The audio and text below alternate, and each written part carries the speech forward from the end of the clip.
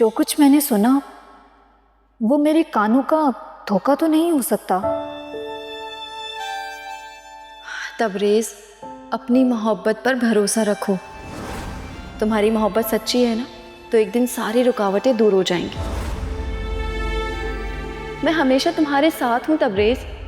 तुम्हें मुझ पर यकीन नहीं है? क्यों बार बार तुम मुझसे ये कहलवाते हो? ये कहना था जो मैंने अपने कानों से सुना।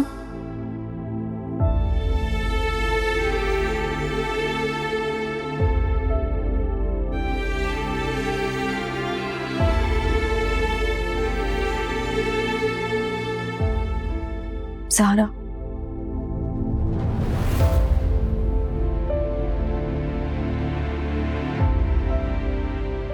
अपनी मोहब्बत पर भरोसा करो।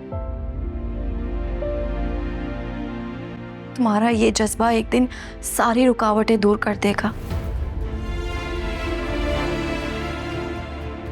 तुम्हें मेरी बातों पर यकीन नहीं है क्या ज़हरा?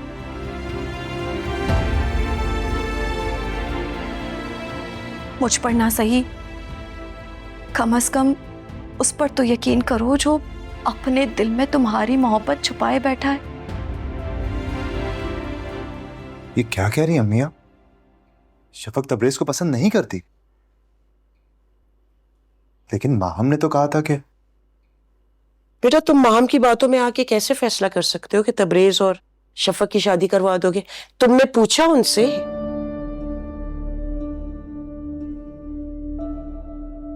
मैंने बातों बातों में शफक से पूछा था तो मुझे तो लगा कि वो तबरेज को पसंद करती। जिंदगी के फैसले अंदाजों की बुनियाद पे नहीं किए जाते बेटा। आप ठीक कह रही हैं अम्मी, मैं ही गलती पे था। वो जब तुम्हें कुछ कहने की कोशिश करता है, दरमियान में कोई आ जाता है और उसके सारे इरादों पर पानी फेर देता है।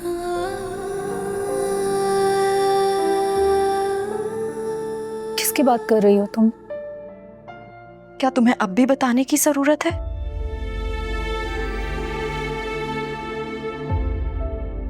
तुम माहम को समझाओ कि दूसरों की टोह में ना नाका करे और अपनी तरफ से बातों का मतलब भी ना निकाला करे।